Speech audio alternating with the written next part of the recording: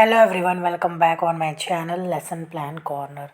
Today in this video we will see what was education during Vedic period. It is also known as Vedic education also. Okay, so today in this video we will see what was Vedic education and what was their method of teaching. And we will also see aim of education according to Vedic or Vedic period curriculum. Here you can see, and teacher and school. So today in this video we will cover all these points, okay? And if you haven't subscribed my channel yet, then please do like, share and subscribe for more BA related video. Please do not forget to subscribe my channel, because in my channel you will get BA related video as well as PDF also. If you need the PDF, then all you have to do is you just have to comment me in the comment section below.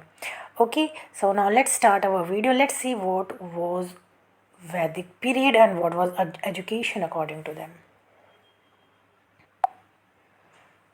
Okay, so here you can see a Vedic education.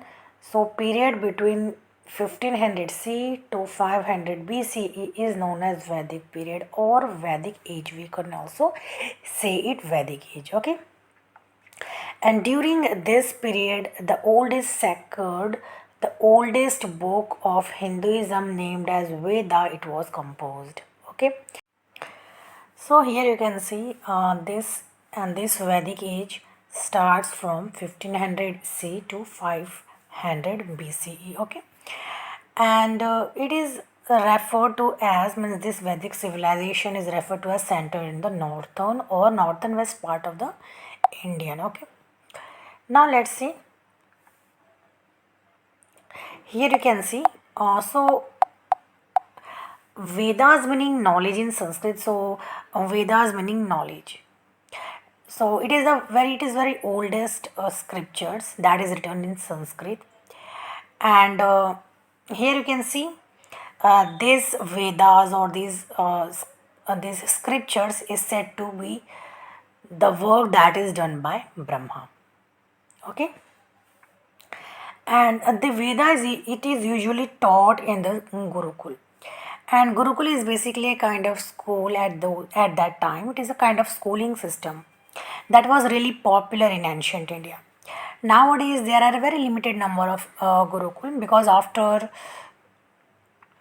British India, after British government came to India, and they actually decreased the number of Gurukul in our India. So at the Gurukul all were considered equal. Okay, so at the school, at the Gurukul, every student is considered to be same. No students, get discriminated by their religion or by their caste. And teacher is known as Guru, and students were known as Shishya. And they used to live in the same house. Okay, and their relationship means between teacher and student, it was a very sacred relationship, and there was no fees, but after completing their education, students usually gave guru dakshina to their teacher, and it was usually money or special task that the teacher required.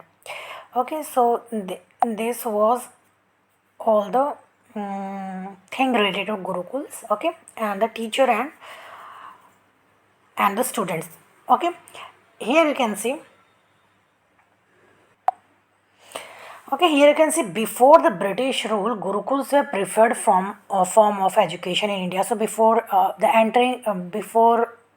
the British education came to our India, there were many Gurukuls in our school, and it was preferred by all the Sanatanis or Hindu peoples. Okay, but during the colonial time, British imported the centralized system of industrial education while systematically de-emphasizing Vedic education. So after British came to India, what British do is they make many schools in over India, and that way they actually de-emphasize Vedic education. So Gurukul, the number of Gurukul in our India start decreasing day by day. Okay. Now here you can see what are all the characteristics of this means Vedic education. So here you can see where the people lives after the opinion ceremony. So opinion ceremony basically a kind of ceremony that is to be done by the parents while taking their students to the to their teacher or to the gurukul. The teacher would be in the place of father, so all the responsibility after this ceremony, opinion ceremony, of all the responsibility of the students was in the hand of only their teacher. So teacher were also would be in the place of the father, okay, and he used to do all the duty of the guardian also. Now let's see second number. So the people was eligible to admission to the preceptor house only the basic of his moral fitness. So morality was very important at that time. If moral fitness was very compulsory. Means getting admission to that gurukul was on the basis of the moral fitness. The discipline brahmacharya celibacy was compulsory, so it was very important. If you are entering, if any people has to, if any student has to enter the gurukul, he have to follow brahmacharya or celibacy. It was one of the sacred duty of the people to serve his perception as being a residential people. He would look to the comfort of his guru. He pledged devotion to guru in thorough speech and deep and worshipped him as his own father. Means student had to follow all the rituals or all the things that the teacher used to tell to them. They had to follow their teacher only, and the people who neglected their duty they get expelled from this institution. Now let's see what were the aim of Vedic education. Okay, so here you can see first one is to achieve or to attain moksha, or that is also known as self realization, to develop all round personality. Character formation was also the main motive or aim, and preservation and promotion of the culture was also an objective or aim of Vedic education. Now let's see sanskar or ceremony. Okay, so here you can see two type of ceremony or sanskar is there. First one is the Upanayan ritual. So what basically is Upanayan ritual? So basically Upanayan ritual means when parents get theirs or they get their students, get their children in touch of teacher. Means if a student is going to gurukul, this would be the first ceremony that will happen there. It is kind of basically admission. When student is entering into gurukul, this ceremony usually take place, and this ceremony was performed at the age of 8, 11, or 12 for Brahman, Kshatriya and Vaishya respectively. And the ceremony signaled the child transition from infancy to childhood and is it initiation into educational life. So basically Upanayan means putting the student in touch with the teacher. Okay, now after that here you can see celibacy. What is celibacy?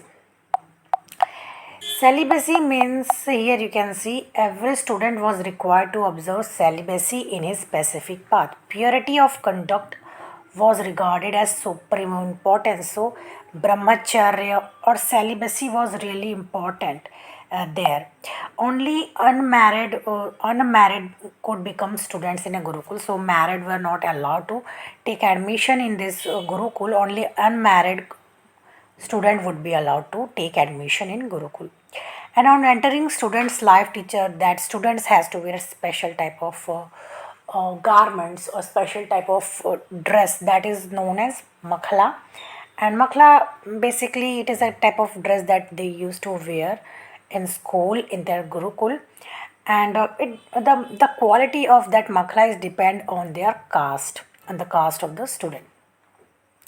And the students were not used to allow to use any fragrant, cosmetic, or intoxicating things in gurukul. Now here you can see method of teaching. So here you can see this education means usually it was basically people centered education. So it was child and entered education, and at that time written material was not available. So teacher used to teach all through orally only. So maukhik, they used to tell everything mainly through maukhik, means they used to only just teach and preach only. um, Basically there were three stages you can see here. Shravan is basically means listening to the teacher. Manan means meditation, and nidyasan means realization through meditation. Okay, here you can see few of more method that the teacher used to adopt at those times. Question answer method, debate, discussion, and storytelling method. Okay, now let's see curriculum. So here you can see those subjects that were added in curriculum were astronomy, economics, epistemology, eschatology, ethnology, geology, human eugenics, and mathematics and military science. Now let's see teacher.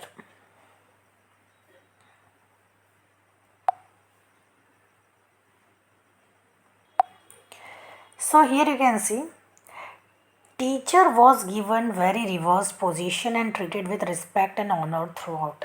Means teacher was given much more importance and much more respect during the Vedic education, and he was equal with Brahma, Vishnu, and Mahesh. So he basically was held a place of God, that is Brahma, Vishnu, and Mahesh. So teacher was a parent to the people. He was also his teacher or the guru. They were also they also used to play a kind of a role of a parents for the children or the students. Teachers and pupils live together in residential schools, so they basically used to live in a kind of residential schools. And here you can see peoples completely submitted themselves to the teacher. So students was totally in control of a teacher. The teacher was deeply involved with the student and understood all his strengths and weaknesses. So the teacher were totally involved, totally and kind of they were aware of all the strength and the weaknesses of their students. He looked towards all-round development of the students. So he used to means develop the students throughout, like all-round development. He teacher used to focus on the all-round development of the students. Okay, here you can see students were very obedient to every command and wish of the teacher. So students used to follow every command of the teacher. And report of teacher student was on one-to-one basis. So that was one-to-one basis, means students and teacher report. Teacher lived austerely, means they used to live very simple living and high thinking. That was their only motive or motto. Okay. Okay, so now let's look at the overall like Vedic education. There were four Vedas. Here you can see four Vedas. Four Vedas, six Vedangas, four Upavedas, four Brahmanas, 180 Upanishads, six system of philosophy, Bhagavad Gita, three Smritis. Okay. So this was my video on the topic Vedic education. If you like this video, please do not forget to like, share, and subscribe my channel. We will meet in next we will meet in another video with another video topic. Till then, bye bye and take care.